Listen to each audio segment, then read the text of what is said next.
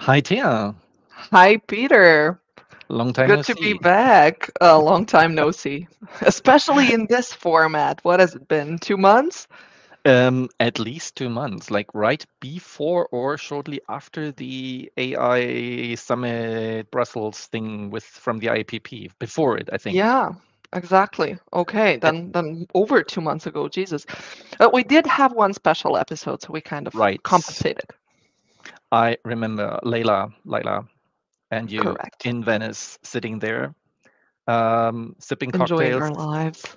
on a terrace. That's why my background is like right now. You look like you're in a very special place. Do I? Oh, that's just Yeah, the white.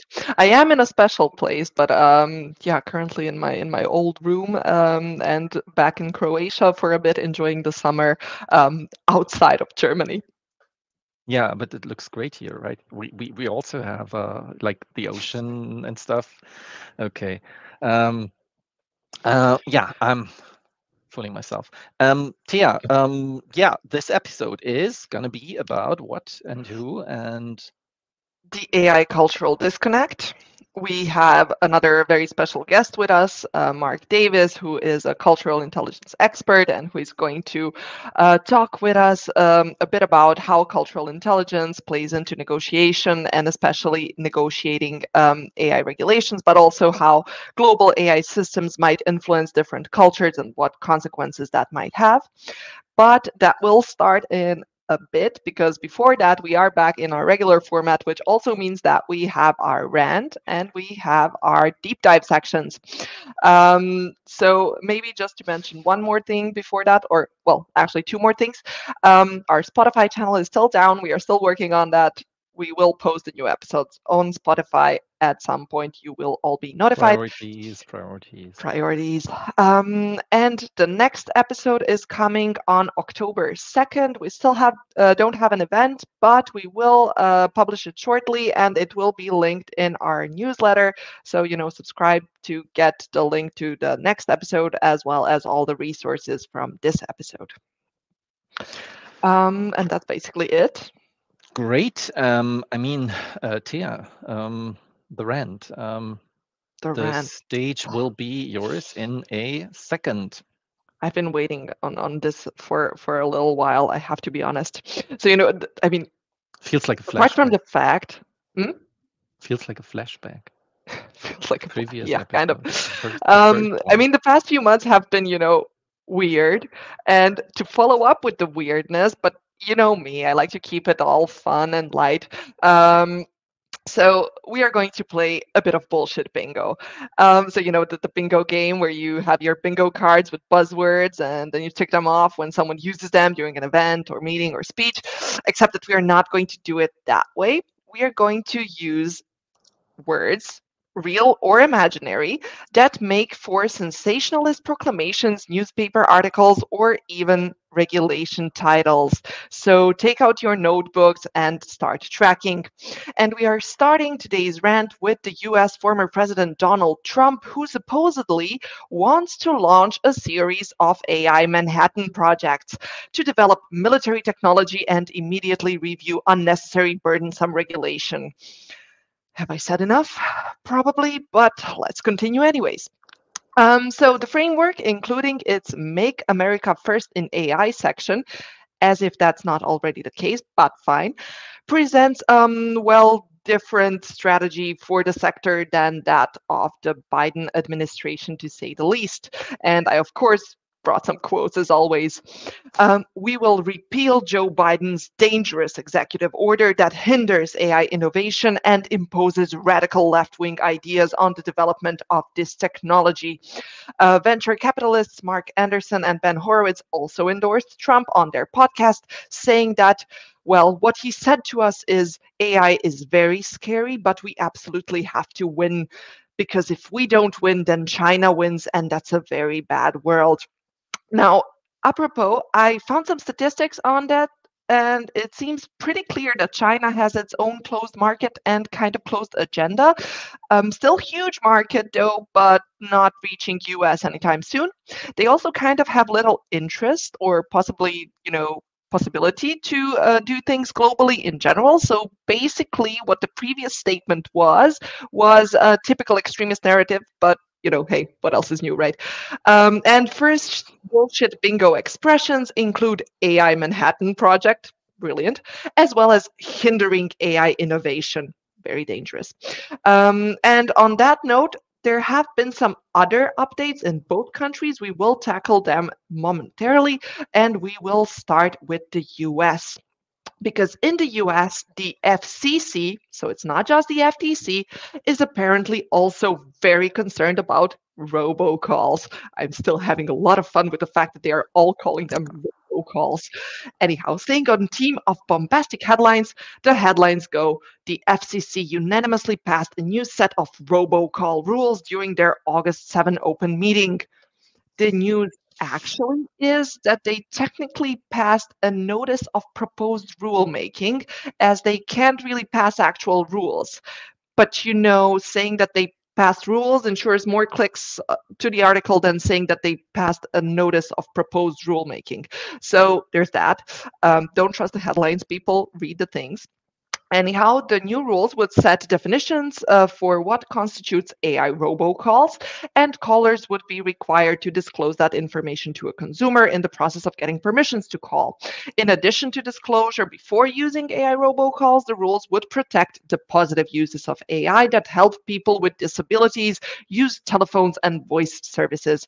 So, not that wild actually. And bullshit bingo expressions feature robocalls, of course. More on the topic of robocalls, or rather voice generation or voice synthesis, as the rest of the world calls it, in the so-called OpenAI published model card. Yet another, breaking news story flooding all my feeds with a bunch of alerts, red lights blinking, exclamation points, and just nonsense in general.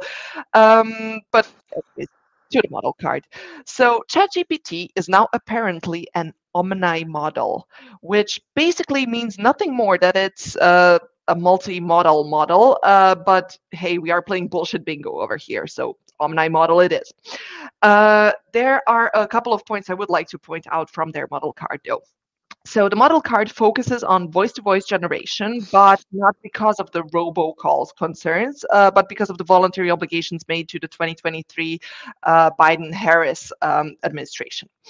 OpenAI apparently engaged over 100 self-reported domain experts to perform red teaming. The experts speak 45 different languages and represent 29 different countries, and those experts then help them self-assess their preparedness for a range of identified risks. The assessments mostly resulted in, and again, direct quote, GPT-4o does not advance real-world vulnerability exploitation capabilities sufficiently to meet our medium risk threshold. Surprise, surprise. Anyhow, on their preparedness framework, the framework itself was published as research was not doing enough to meet and mitigate the risks. So, OpenAI just had to take on the burden on themselves to keep society safe. So we have another tired superhero situation here, splendid. And this is, by the way, how ChatGPT imagines tired Sam Altman. That one he will generate. And just on another note on insufficient efforts of research, so OpenAI tracks in their preparedness framework 4 risks across 4 categories of risks. So 4 risk levels, across 4 categories of risk. So MIT just published their living risk repository featuring 700 plus risks tracked across 7 domains and 23 subdomains. Yeah, terribly disappointing. Thank God we have OpenAI. In their defense, the preparedness thingy is from last December, so hey, maybe they step up their game now. I'm not sure. Anyhow, back to the point I was actually going to make. In the case of the risk of unauthorized voice generation, it appears that audio noise from the user can confuse the model and serve as an unintentional prompt injection. Just imagine what we could do with actually crafted injections. Boy, oh boy. And we these unintentional prompt injections, the model already, produces or reproduces inputs from other users. Yeah, terribly concerning. Great. But worry not, cause OpenAI now uses an output classifier to detect these instances, and they, direct quote, find that the residual risk of unauthorized voice generation is minimal. Um, Great. But not to blame it all on, the tired Sam Altman there. There are already a bunch of other tools offering the same thing and probably not even trying as hard to mitigate the risks. And Speechify might actually be my favorite, with offering celebrity voices to read to you. Beautiful. No worries there. They still only let you convert your own books into celebrity read audiobooks. How exactly they check if the book is yours remains a mystery. Anyhow, and oh, one more open AI related thingy worthy of our bullshit bingo with an unexpected word or photo or rather code name. So a new anonymous chatbot appeared in the chatbot arena, igniting rumors that it could be OpenAI's highly anticipated Q breakthrough model. Its code name is Strawberry. So the new anonymous chatbot appeared in the arena where AI startups often test upcoming releases, and previously OpenAI tested GPT 4.0 and GPT 2 2 weeks before releasing it to the public in the said arena. And testers reported that this unknown model has more advanced reasoning capabilities than GPT 4.0 and any other frontier model.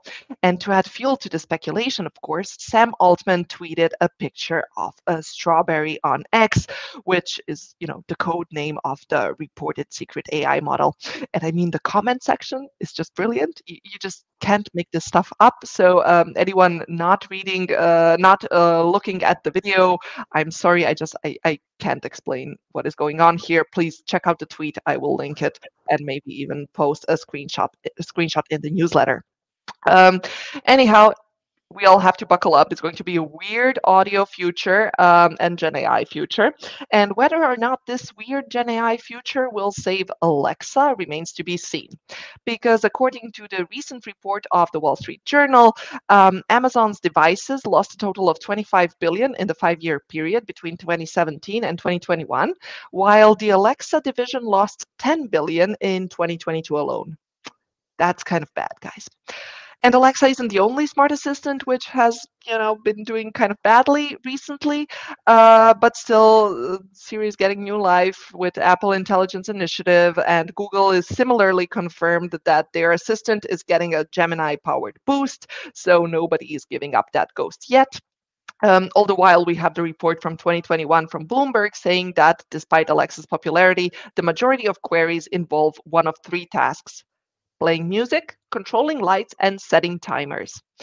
To quote a former Amazon senior employee expressing his concerns, we worried we hired 10,000 people and we've built a smart timer. That's great, guys. Yes, we are just all dying, to have AGI, but some people didn't get the memo. And one of those people, or rather companies, is SingularityNet, which is now launching a worldwide network of supercomputers to host and train the architectures required for AGI, with the first node coming online as early as September. So we're almost there.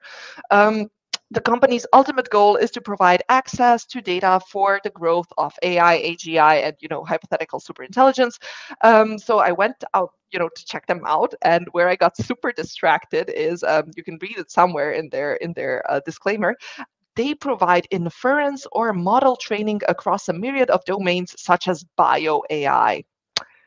So then I was like, okay, is it like bio AI without GMO, which costs €2 more just because, or what is going on there? And I Googled, and then I found that there's a bunch of bio models which, surprise, surprise, write your bios for you, or are biologically inspired, which neural networks, so all of them are kind of biologically inspired.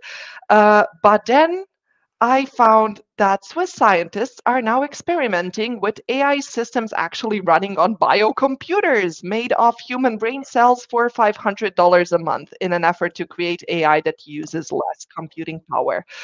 Um, So the system uses organoids, clumps of human brain cells that can live and compute for up to 100 days. And AI models are trained using dopamine for positive reinforcement and electric signals for negative reinforcement.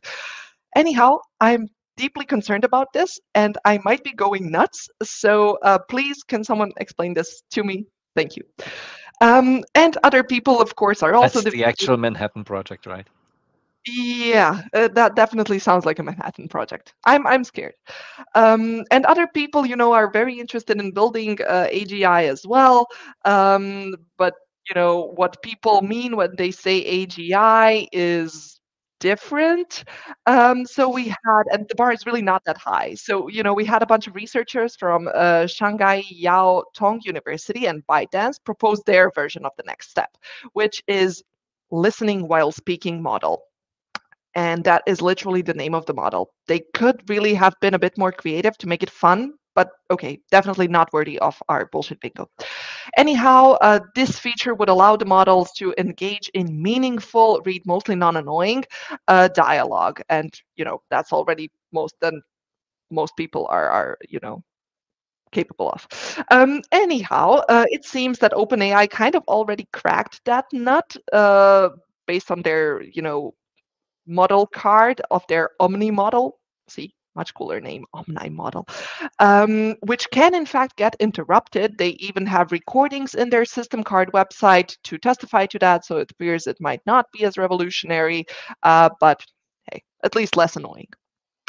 But leaving our Lone Ranger Sam and AGI and OpenAI for a second and going over to Musk Universe, where Musk has finally gotten back some of his media attention with a range of his own portfolio picks. I mean, how great are these?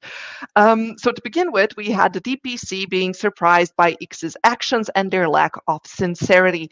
Well, yes, when you tolerate their bullshit, I guess it's at least fair to be aware of all the bullshit, right? I'd be upset too. The quote goes, the DPC has been engaging with X on this matter for a number of months. Therefore, we are surprised by the developments. I'm sure they are. They are even suing Twitter in Ireland, which is something that we are not used to. So it appears we have a real clash of powers here. Anyhow, DPC is seeking an injunction for suspending, restricting, or prohibiting X for processing the data to train its models. They also intend to refer the matter to the EDPB. Don't want to get their hands too dirty.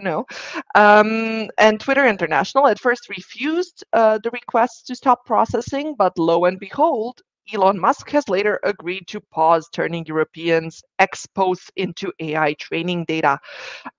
This sudden U-turn might have something to do with NOIB hitting them with 9 complaints in 9 jurisdictions, mainly based on the most blatant of all violations, which is that information on processing taking place was only provided via a viral X post by a regular user, so not even X themselves.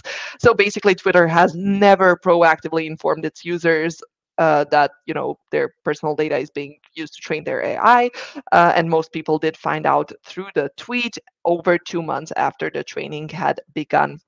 Um, but the sudden U-turn also might just be based on the fact that X already published Grok 2 last week, so they don't need that much data anymore.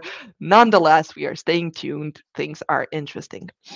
But to kind of tie us back into our today's global and cultural theme, Europe is not there is. So let's take a look at what some of the other countries have been up to regulatorily speaking. And we are going to switch back to the US for a second to start. There has been a new proposal for Unleashing AI Innovation in Financial Services Act. Now, there is one for your bullshit bingo again, unleashing AI innovation, important. We are talking about a bipartisan legislation promoting AI innovation in financial services. The act features AI test projects conducted in AI sandboxes. Well, we in the EU already have a bunch of fintech sandboxes already, and now we are also getting AI sandboxes in general. So kind of everybody's, taking notes from each other. So I'm guessing the Unleashing AI Innovation Act is somewhere in the middle. But anyhow, they are now having sandboxes or want to have sandboxes as well. It's still just a proposal. I do like their AI system definition more than the European one, though, includes less bullshit bingo and less anthropomorphization. So 1+ for the Unleashing AI Innovation Act. Jumping over to Asia and starting with Thailand, to be more precise, while everyone else is busy limiting the powers of AI to mitigate risks, Thailand is investing 1 billion baht, which is roughly around 26 million euros, into arming 30,000 people with AI skills in the next 3 years, with plans to educate a further 20,000 in the following two. Thus, hoping to kind of still jump on the bandwagon of the AI hype. And since at least Europe is basically killing its own startups with regulation before they actually start doing anything, they might have, it might be a good plan for Thailand, let's put it that way. Meanwhile, China's AI strategy remains interesting. So, ByteDance recently published their version of a software that can generate videos based on text prompts. Remember, OpenAI published Sora in February, which is still not open for public use. So, Chinese companies have rapidly been developing their own models, with several launching. And being accessible to users. So, for instance, we have Gmeng AI, developed by ByteDance, owned FaceU Technologies, which is available on both Apple Store and Android. On Androids, but only for Chinese users, as well as Kuaishu's Clink AI text-to-video model, which is released to a global audience as of last month. So at least some in China are indeed trying to build global products. One thing standing in their way, or rather two, are the Chinese data protection regulations, as well as their internet watchdog CAC, which is keeping a very close eye on everything. Apropos, CAC has recently approved another 487 AI algorithms that can be used for deepfake generation, covering products from Baidu, Alibaba, Tencent, and Hewlett Packard. The new list from CAC is the second largest batch that was approved since the regulation of deep synthesis tools came into effect in January 2023. And the rules say that the companies using deepfake technologies must label their content. If they fail to do so or create deepfake content without permission, authorities might investigate them, potentially resulting in fines, hefty penalties, or even bans. So, to avoid such problems, these companies are asking for permission beforehand. I guess that's how it works when the providers are actually afraid of the designated watchdog.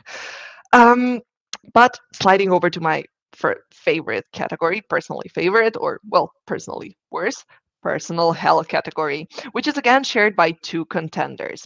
The first one is that a Dutch lower court judge admitted using ChatGPT to collect information while deciding a case. So the case revolves around a dispute between two homeowners. One of them added another floor to his house, and the other one was, concerned that he will have lower return from his solar panels as a consequence, and therefore claimed damages. The Rechtbank Gelderland ruled on this case and referred to ChatGPT as basically its expert witness. So the court made the following statements in this regard. The court also, with the help of ChatGPT, estimated the average lifespan of solar modules from 2009 at 25 to 30 years. This lifespan is therefore set at 27.5 years here. Another quote, assuming again partly on the basis of ChatGPT, a current average kilowatt per hour price of 0.3 euros, the loss of revenue at a more or less constant kilowatt per hour price amounts to around 2,250 euros. So, great. The court is making the use of ChatGPT public and somewhat transparent, but only somewhat. Because, first of all, in this case, the court uses generative AI as a source of information, falsely assuming that the information is actually genuine. And second of all, the court fails to provide information such as which prompts it used, which version of ChatGPT it used, or even what with the help or partly on the basis of ChatGPT means. So maybe we should all be following Thailand's approach and be investing heavily in AI literacy instead of fighting about all the things that we are fighting. And the second personal hell contender, and thanks to Elena for tagging me there in case you are listening. And in case you aren't, I might resolve to a friend who is always listening. because there is one. So Avi Shefman, the founder of The Friend, apparently appeared at Wired's offices when requested for an interview, wearing his friend Emily around his neck. And no, this is not a horror movie, this is reality. So always listening is one of the main features of the Friendly AI. And the Friend has an onboard microphone that listens to everything happening around the wearer by default.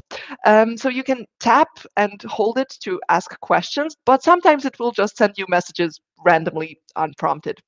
And the goal isn't to help you increase productivity. No, no, no, because the AV says productivity is over. No one cares. Friend purely offers companionship. It's meant to develop a personality that complements the user and is always there to gas you up, chat about a movie, or just help analyze how a bad date went awry. Great. And I do like serious disclaimer, these are all direct quotes. These are not my words. I feel like I have a closer relationship with this fucking pendant around my neck than I do with these literal friends in front of me. Well, tough to be AV, I guess. And one last note. AV isn't your typical bad guy. He created the first website for tracking COVID cases across the world in 2022. He also launched a website that helped refugees fleeing from Russia's invasion of Ukraine. I'm sorry. Find people in neighboring countries who are willing to take them in. He's also not playing dumb about it. Again, another direct quote. For sure, there will be some people that try and fuck the USB-C port out of this. I think I'm shameless enough to understand what I'm building, and yet he's building it anyways. Friend, not imaginary. Well, that kind of depends how you define imaginary, right? And I mean, the risks of these types of things are so obvious and so great that even OpenAI mentions them in their model card thingy. Such as affecting healthy relationships, changing social norms, as well as making not so social individuals even less social, thereby temporarily helping them, but not really. But yeah, to not disturb you any more than I already have, I'm going to proceed to our next section, which is the AI news deep dive. Yeah, great. Yeah, so I'm gonna add to this stage the first part of the news section. Yeah, and I'm so sorry. You're going to have to listen to my voice for another 5 minutes, and then I swear Peter is taking over, and then we will, put Mark on the stream. So I decided after all the nonsense that I just mentioned in my rant to mention two very positive developments and to mention two things why I still, am not completely resigned from life and my career in AI regulation, which are two health developments that have happened recently. So first we had AI, which predicts 3D structures for receptors during drug development, which is basically based on AlphaFold, accelerated discovery of physiotropic agonists targeting the trace amine associated receptor paper.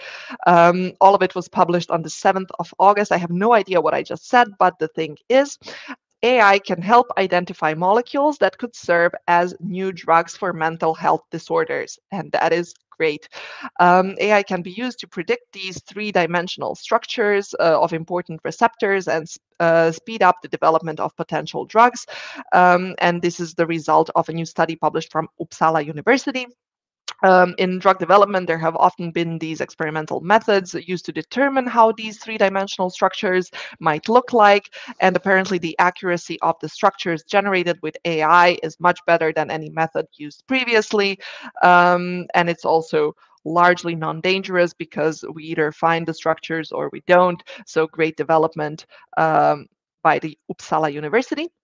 And kind of semi-related, a bit older, another medical AI algorithm was published on the 31st of July, or the paper announcing it, which optimizes disease prediction with artificial intelligence-driven feature selection and attention networks. Next one. That's still from the previous one. Oh, sorry. Um, where researchers from India have developed an AI model that no, the third one, where researchers from India have just developed Great. An AI model that can predict major diseases like heart conditions, diabetes, and cancer, significantly outperforming, again, existing methods. So the details, the new model analyzes patient data, uses statistics and deep learning to spot these indicators more accurately, and then employs a smart algorithm, SEV-EB, to identify crucial health markers, helping doctors prioritize the most relevant patient information. This achieves 95% accuracy in predicting specific diseases like coronary artery disease, type 2 diabetes, and breast cancer. So another great development on that front, and looking forward for what the medical industry might bring us in these non-dangerous and non-bullshit bingo type models. Talking about medical AI and saying it's not a bullshit bingo word, I beg to differ, but we will see. At least there is some hope left. As opposed to Gen AI. Let's have a look at the current situation around generative AI. We see, oh, that's wrong. That's like already 6 months ago. Generative AI will lead to job cuts this year. No, that's the actual news. AI work assistants need a lot of handholding, which means we still have a purpose in life. We can hold the hands of those AI assistants. And that's really interesting because there are some like gems in this article that should be made more public. The CIO of some company points out that getting the full value from these pricey tools requires a serious internal effort. And take Eli Lilly, for example, their tool, I guess it was a reg combination. Their tool provided incorrect answers about expense policies according to their chief information and digital officer. And of course, in a pharmaceutical giant, nothing matters more than getting the numbers right. After all, money is their top priority, right? And someone there in this company optimistically said, I remain an AI optimist and I'm confident that we'll get there. There means somehow make those tools helpful. It's just taking a little longer than perhaps we thought, to which I might add maybe forever and ever. But not everyone shares that optimism. Some are even pulling the plug on their Gen AI deals altogether. Unfortunately, there's an ad overlay here. But basically, one CIO canceled a Microsoft Copilot deal, and the reason is worrying the industry. It's not worrying; it's also not a secret. The stuff just doesn't work as promised. Okay, but that's just my opinion. Mm, let's take a step back and see if I'm on the same page as actual researchers. Wow, they say large language models are misleading assistants in conversation. And Stefan Eder from LinkedIn, he hinted to that paper. And the interesting thing about that paper, it's from New York University, Yale University, and OpenAI. So like kind of renowned experts, one might say.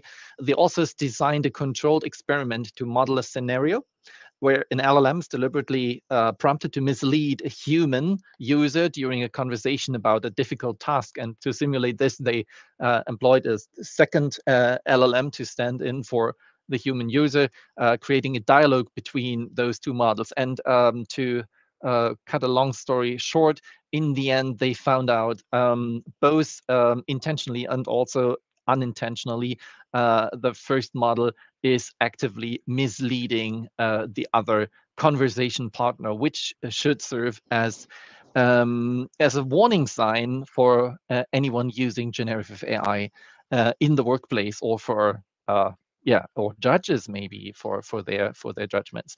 There's another great paper and another myth about AI, large language models comprising billions of parameters and pre-trained on extensive web scale corpora, they have been claimed to acquire certain capabilities without having specifically trained on them. These capabilities are often referred to as emergent abilities, like stuff that comes out and shows up and pops up, like a Deus ex machina.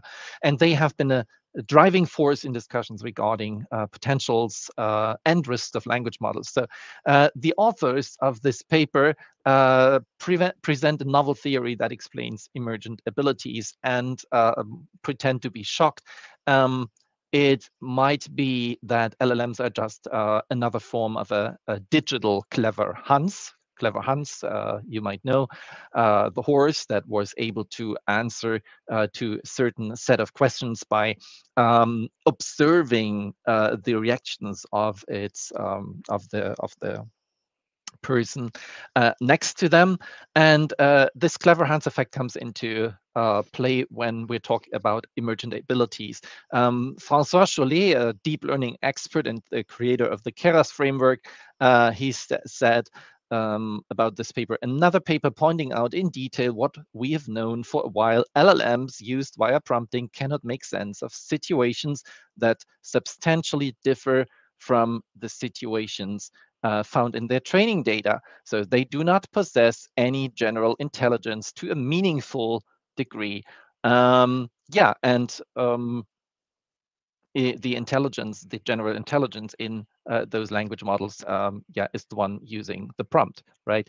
That's of course our perspective and the one from the authors of this paper. So another, if you say another boring LLM study, there is definitely an example, and it's a good one in this brief but quite pointed review. Professor Ernest Davis from also New York University, he examines a recently published study in which the authors claim that a transformer model was trained from scratch and achieved remarkable results on a set of synthesized elementary math problems. The problem with that study is it was like not a real study. It was an ill-designed, is fabricated, one could also use as a word. So Davis argues that these claims are misleading. The study was poorly designed. The model wasn't actually a transformer, a language model. It's a transformer, but not a language model. And the benchmark results were, in his words, bullshit. So there goes another hopeful example of AI's potential to solve complex problems like universal basic income. Unfortunately, this might be just the beginning of a trend where more papers, perhaps even some from big names like NVIDIA, may not be entirely impartial. But hey, yeah, look at that squirrel, how cute. And now on to our next topic, the AI Act. The day before yesterday, Sandra Wachter published a new paper. Sandra enriches all our lives as lawyers by publishing great papers together with her colleagues, from counterfactual explanations to reasonable inferences, or now to AI Act loopholes. This one is just 50 pages short compared to her paper on inferences. It's basically a short story. The inference paper has about 130 pages. I would like to quote two sections from her paper that I find really interesting and relevant. In the context of AI governance, this lack of democratic legitimacy is even more worrying due to the far-reaching legal, ethical, political, and economical consequences of the widespread development of AI. What is she talking about? Standard setting. Standards bodies will be tasked with creating frameworks that interpret the AI Act. Most stakeholders in the relevant working groups are industry representatives. The critique isn't that new. Civil society is heavily excluded, and those who are part of the working groups only have so-called observer status. And then she goes on and talks about something super relevant for AI Act fans. However, for high-risk AI listed in Annex 3, education, workplace, financial services, conformity assessments will be undertaken by the providers themselves and are not made public. After assessing conformity, the provider can then put a CE mark on the product or service signaling compliance with European law. And she criticizes this enforcement method is concerning. Providers are not only heavily involved in writing the harmonized standards to which they must adhere, but also tasked with assessing whether they comply with those standards. This approach creates a major legal loophole. I must admit she's not entirely wrong on that, in which those who are supposed to be regulated can testify to compliance with rules they have written for themselves. That's difficult. I beg to have a slightly diverging opinion on that, but in general, she is right. And since we are talking about standards, there is a new one coming out very soon, a new player in town, and it goes by the name of ISO IEC FDIS 52592, and it's about data quality measures in analytics and machine learning. It's still a draft, that's what FDIS means, but it's shaping up to be a game changer. The standard will be incredibly useful, especially when it comes to understanding the AI Act and similar legislation, because without having a look at the stuff that is standardized, you won't understand Article 10, data management and data governance, and the weird wording around sufficiently representative and relevant. So it is set to provide clear guidance on how to measure and maintain high data quality in AI, which is as crucial as the regulation itself. So examples of this one is, for instance, page 6. Let me be quick. There's a nice overview of the different stages and the data quality models that are addressed by the number 1 of 5259, and now the number 2 with the data quality management processes. And then we see page 36, we have this comparison with other standards on data quality, and the specialty of the 5259 is that it's data quality for AI systems, and you see it addresses a lot more: relevance, representativeness, balance, similarity, etc., etc. So it's a very helpful standard, and the moment it comes out, should be like September or something, you should acquire it. Okay, and the last one for today from the news sections is something completely different, less European focus, more American perspective on regulation. A good old friend of ours comes into play, the AI Now Institute.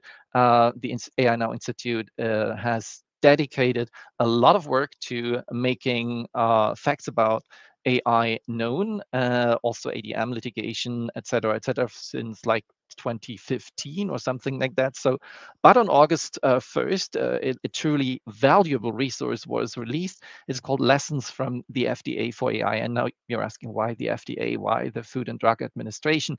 And it's about, in their words, in the midst of ongoing debates about how to regulate artificial intelligence, this report makes a powerful argument. It looks at how the FDA transformed the pharmaceutical industry in the United States from a chaotic space filled with snake oil salesmen and dubious practices to a trusted market that produces life-saving drugs. These drugs are tested so thoroughly that people from around the world come to the US just to access them.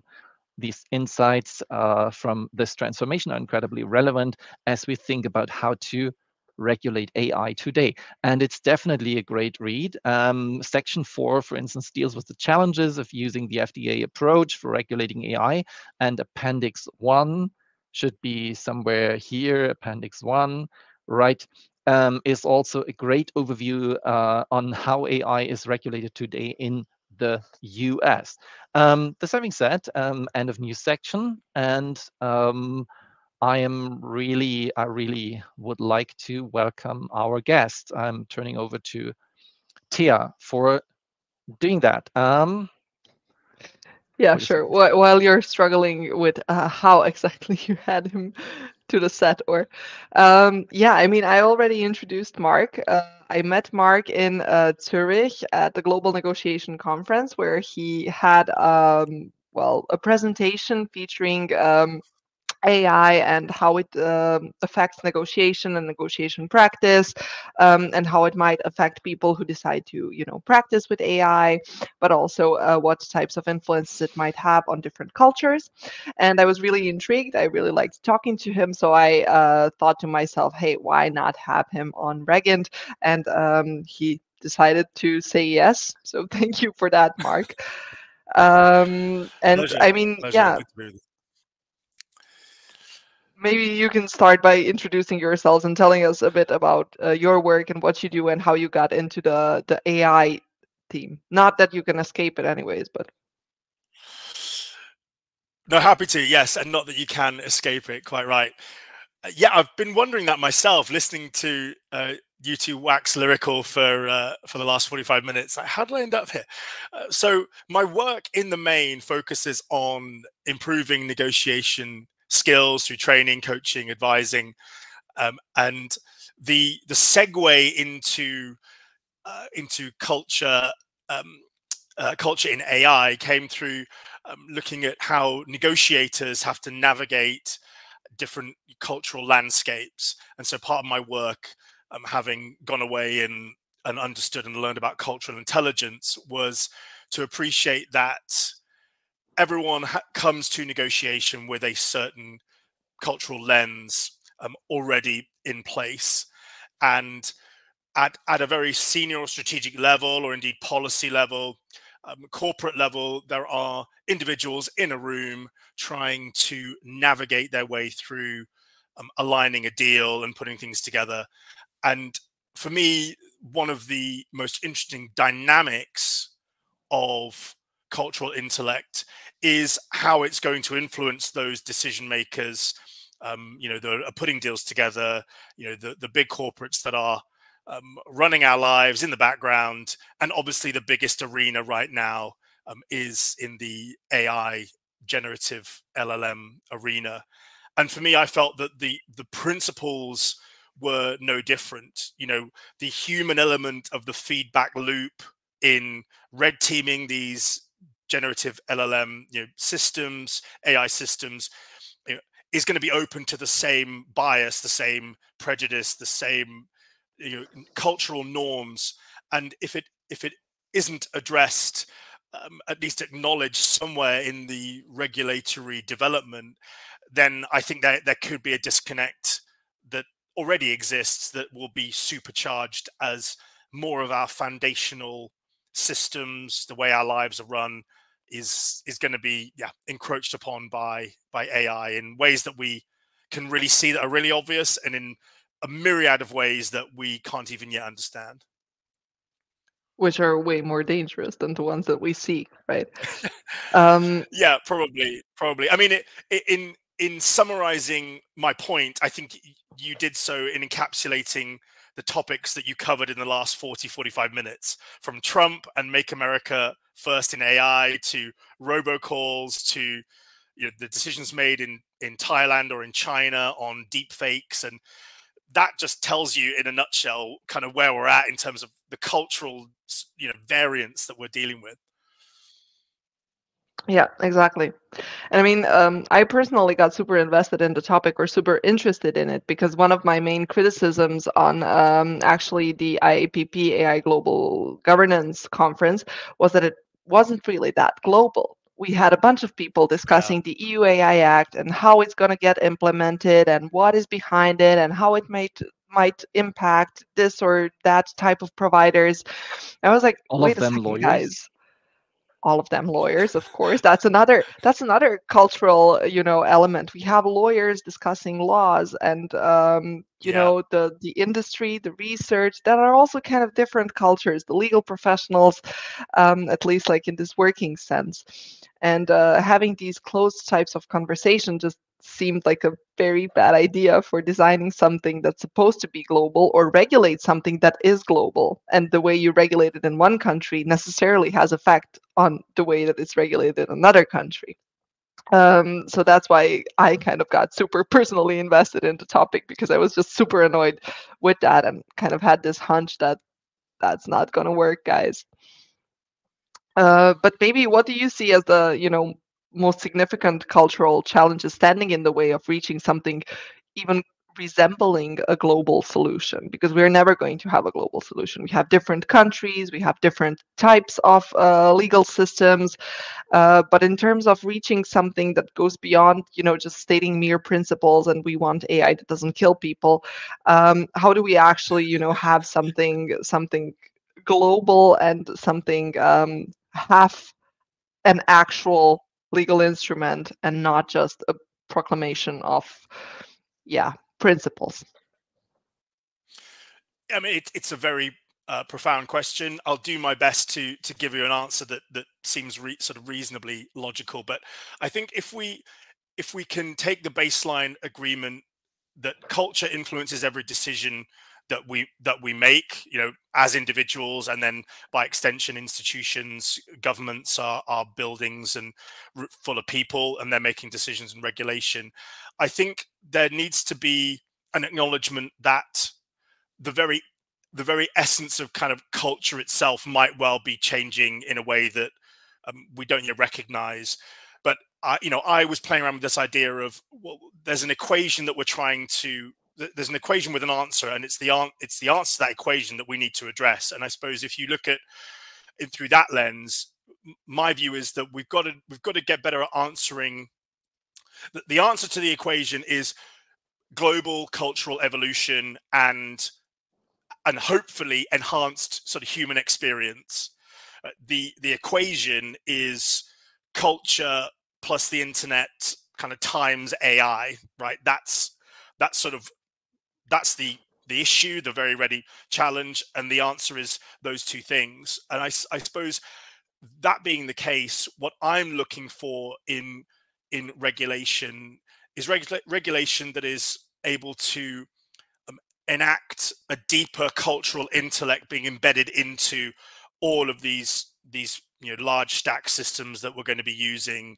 That back to I think something that I chuckled at that you brought up, but this idea that we're going to have providers like checking their own homework and giving themselves a gold star in meeting the AI Act kind of criteria, that's just bonkers to me. That is sort of the antithesis of how we can improve the system incrementally, continually, over time. And I think that's where, again, it's beyond my expertise on a technical level. But if you're looking at AI safety institutes, that are global hubs that are diving into the science of AI, well, as you've pointed out, Tia, are they global hubs? Are they interconnected? Have we got enough cultural richness? And even in and of itself, that richness, are we clear on how we're defining that? Is enough of that going into this, I think, very necessary, ever iterating model? And are we being able to have that homework checked in a way that isn't done by, it isn't us checking our own homework, right? That's what we want the legal frameworks to do. And is there a global body for that? No, there isn't. But I think there is an opportunity for global standards. And I think cultural intelligence and cultural intellect might be a way to traverse those global hubs that we're going to have that are going to be responsible for regulation. It's interesting. I mean, Tia, you mentioned that like one of the countries in Asia. Sorry, I forgot. Like, was it Indonesia, or Philippines, training, like spending a lot of money on training Thailand. people, and Thailand. Okay, training a lot of people on AI skills, so AI literacy, which was not just in the AI Act, also before. One of the main goals of European approaches to making AI trustworthy. So AI literacy is extremely relevant. But what does it even mean, AI literacy? Does it mean the same? Does it have the same meaning to people in Thailand than it has to people in the UK, for instance, and or in Spain or in South America? That's going to be really interesting. I mean, we can talk about technology, but it's a societal product. We saw it, like the jokes that we make about Trump. I mean, maybe other people don't get them. They see the Manhattan Project with completely different eyes.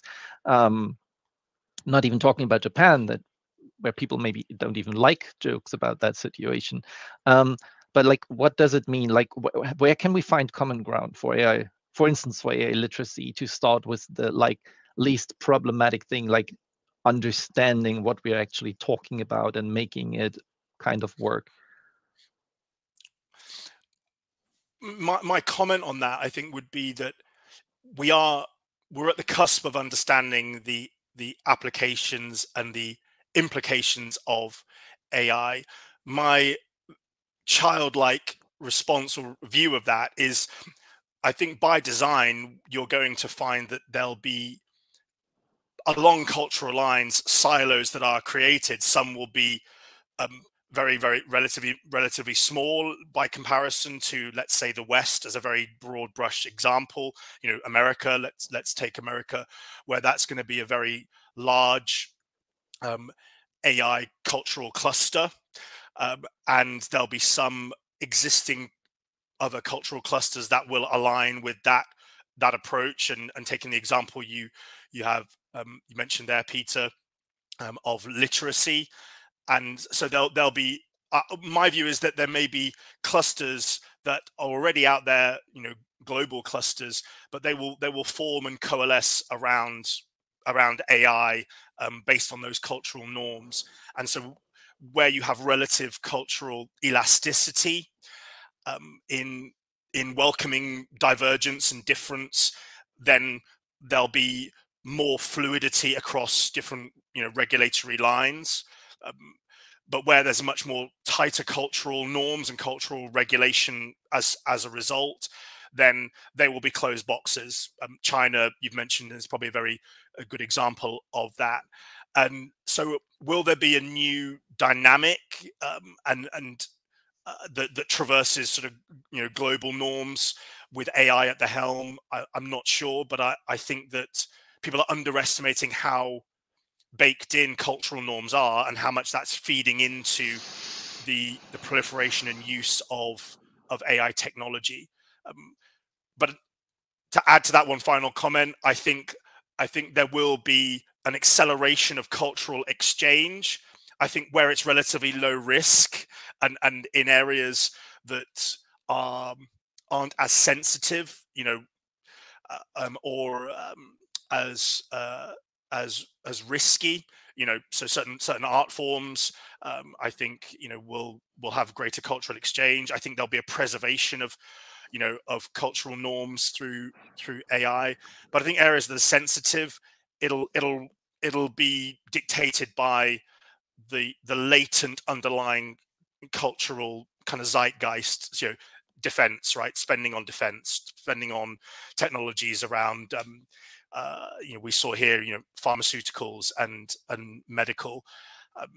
So that's a very long-winded answer, but I think the cultural threads are already there, and it's how closely aligned do the Venn diagrams kind of cross over, and does that mean we're in this camp versus that camp? And I mean, as you said, there is no short and easy answer to these questions. But there is one thing that I wanted to mention, and that is a paper that actually, I think, Peter, you sent it to me like a couple of months ago, and it's basically ancient at this point. It's from 2014. It's called "The Curious Case of Overfitting Legal Transplants." It basically means, taking concepts and legal terms and rules and regulations and implementing it in a different country. And the author tries to assess them kind of in an objective way, also demonstrating examples where they worked, where the recipient legal system was just perfect to implement these other regulations from other countries, sometimes working even better, or finding even better ground than in the originating country. And that's also kind of what we are doing right now with these. Well, we are not referring to them as legal transplants, but we are taking notes from each other, as I kind of also said in my rant. So do you see that as contributing to actually reaching global solutions? Like, at least we can agree that we are taking notes from each other?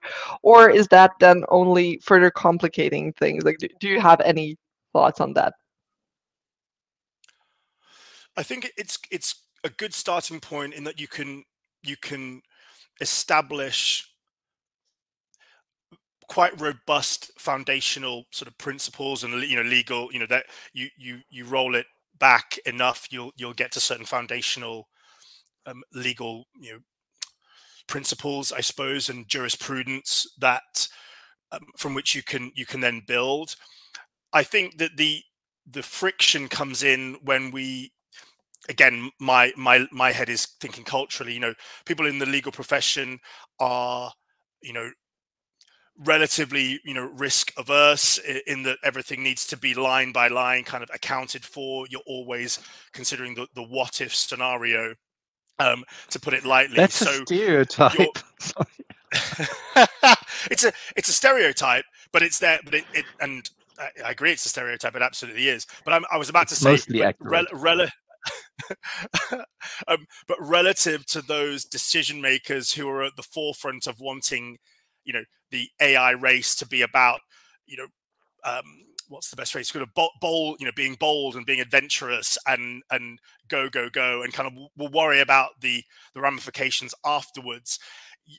You've got to, if with looking at the sort of legal framework, recognize that you're going to be constantly chasing and reinventing and reaffirming and redrafting, in light of what's in the rearview mirror already for many. So what am I saying? I think the legal framework will always be a historical reference point, and that will get you so far, and you can learn from looking backwards.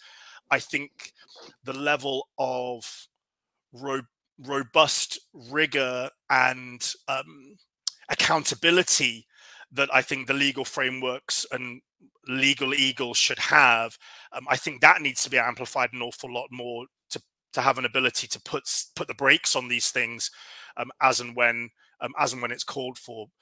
So I think that's where my head is at. I think you've got to be mindful that you're looking in your rearview mirror when you're talking about sort of legalese and jurisprudence, and it's just being careful that we don't spend too much time looking backwards when 1,000 years of progress has happened in a month, because that's the kind of way things are going right now.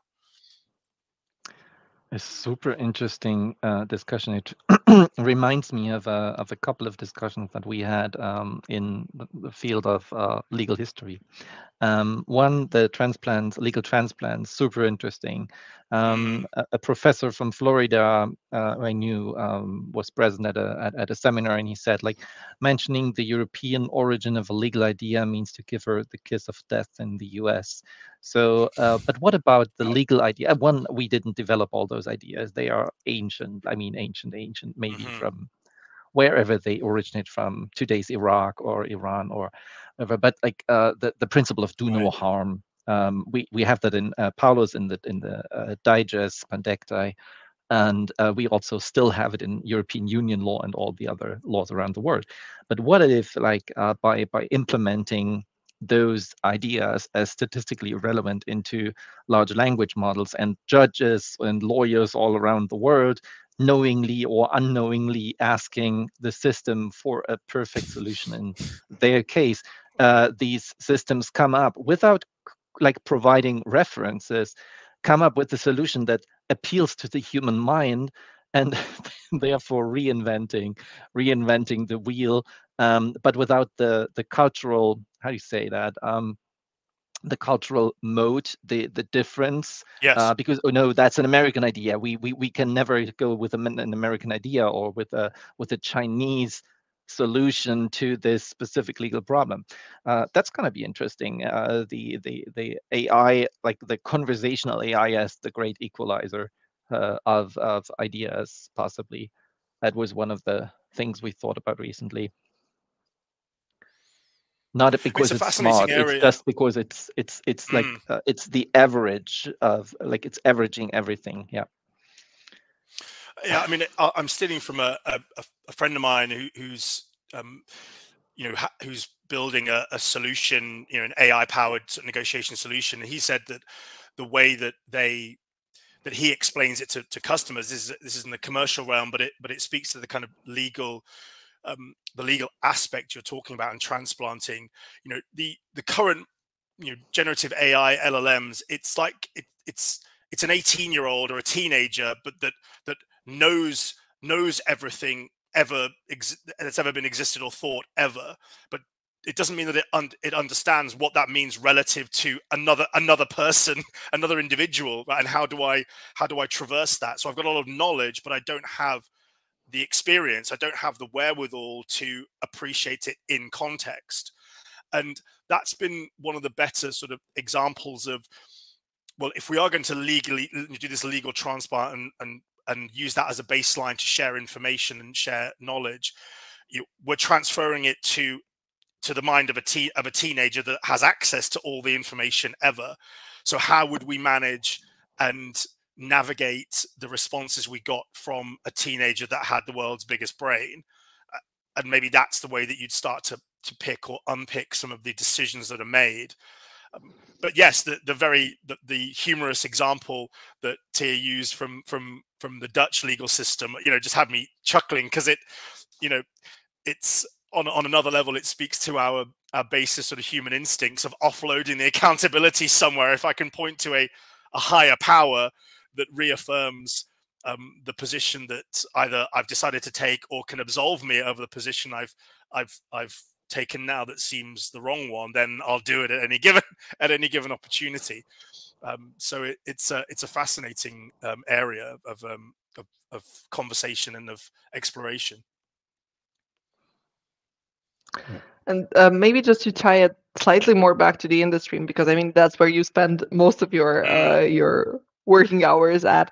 I actually wanted to tie it back to another thing that I mentioned in the rant, which is the very diverse red team engaged by OpenAI to test their newest model with 100 experts speaking 45 languages from 29 countries. I mean, do you see that as like genuine? Yeah. do you see that as like genuine effort, or is it like kind of diversity washing? We are super diverse, but actually not really. Yeah, it's my gut instinct answer is that I think they're hoping, the word the cluism is, they're hoping that lends enough credibility to the process that it might well do the trick. I think it's diversity sort of 101 at a surface level, and I'm not sure that it's robust enough. And the reason I say that is for me, the cultural intelligence angle to this is most most interesting, because cultural intelligence is the ability to function and relate effectively in multicultural settings when under pressure, when you're put in a situation that is a conflicting one. So you can have people that speak different languages and are from different countries, but if they don't have a skill set or an intellect to engage with difference in a way that facilitates and actually increases the likelihood of dialogue and conversation, then you're dealing with people who speak different languages and are from different countries, but their reaction to difference is to judge and move away from it, rather than to explore it and to engage it. And so it's that kind of diversity. It appeals to the broad brush of people who don't want to actively encroach on the lives of others, and don't want to seem exclusionist, or overtly sort of too nationalist, but without really addressing the issue, which is it's the lack of awareness. It's those biases that we've mentioned before, that we all have, that come out no matter how sort of diverse you are on a scale.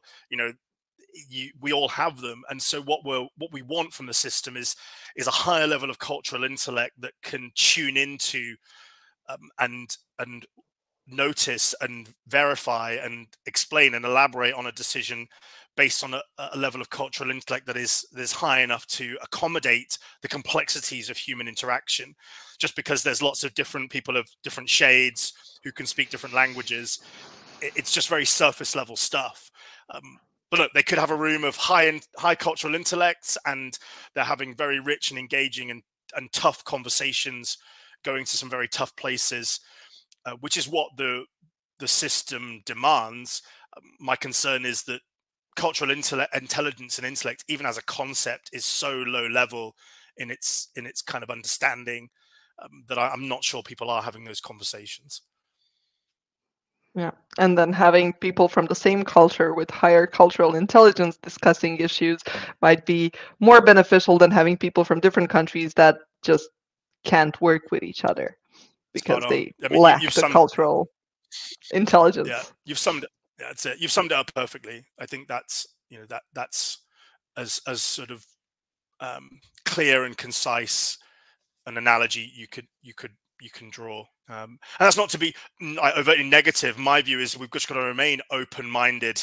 Ironic, they've got to remain open-minded to, like, we just need to improve, and iterate and iterate. And it's how organizations which have so much power, so much money invested, how do they do that in a fiscally responsible way, right, without undermining their own success in the act of so doing? I think that's, and that's where we can circle back to my concern about checking your own homework. It's like, well, we've done that bit, we've done the red teaming. It's like, that's We closed have off. 45 different languages. Check. Right, Great. right, yeah, Diversity settled. Yeah. that's it. It's solved. And that's my hope, that we can keep accountability top of Yeah, within mind. an organization, no, only few people are allowed to speak up to power. So, and it's Right. like, I mean, with these narcissist CEOs that we see everywhere in big tech or aspiring big tech companies. So it's gonna be difficult, and previous experience should show us that it's maybe sometimes not just about diversity. It's just about like doing the right thing at the right time, Yeah. which doesn't require 140 people or 29, 25, 59 people, but just one, like doing the right thing. And the law should safeguard or guardrail these companies into doing the right things, without like completely blocking it, but also at a larger scale, and basically seen from outside of this world, without having a way of moving the whole world forward towards a couple of sustainable goals. This won't work. Then we will have business models flourishing in the global south that are based on exploitation or on whatever fraud. Also happened, click farms in the past. And yeah, that's why I think AI literacy it should be the main focus of before regulation, and should be the main focus of any regulator, country, whatever. Yeah, I think I'd agree with that. I think we are led by, by the by the computer scientists on this. By, we as much as we'd like to think that the average individual, cares about this stuff. I mean, they don't. They just want to get on with their lives and and be good citizens. But I think it's giving that authority to those people at a technical level.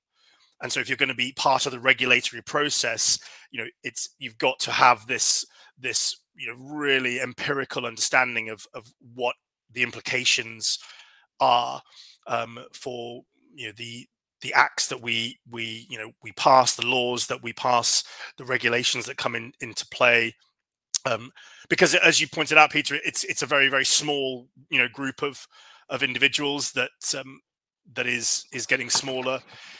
But its legacy from how our economies have and how capitalism has developed. So getting off the point here, but I think it's very, very prescient to me and clear that the level of obligation should be something that is ever present, is consistently revised and revisited. And that way you can start to challenge the dominant cultural norms. Because coming back to something that we can all appreciate, whether it's your family environment, an office, a government department, a country, or OpenAI, Google, a dominant cultural norm pervades in all of those situations. And it's obviously just supercharged at an order of magnitude if you're, at Microsoft versus, you're doing some work much more low key and low level. And it's just about keeping those dominant cultural norms in check with the best possible sensibility. Fully agree. Yeah, I Great. think actually Basically, that's like the closing remarks. perfect ending to this episode. Like that sums it up. I mean, we could talk Well, about these things for hours, but we already kept you 15 minutes over time. So I it's all think good. we can let you go now. Thank you so much for sharing your insights. This has been a very interesting conversation, and I'm really hoping that we can continue it at some point. Wonderful. I'd love And to. Thank you and both. meet in person. Yes, let's do Great. it. Great. Thank you so much.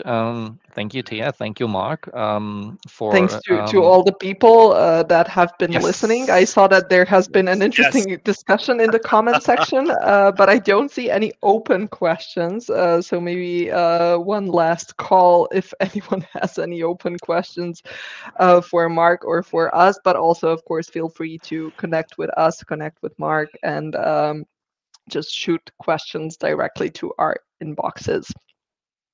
That's it. great. Then see you next time. See you next month. And fingers crossed for all the projects that are going on at the moment. Stay happy and healthy. Bye. See you next time. See you. Bye.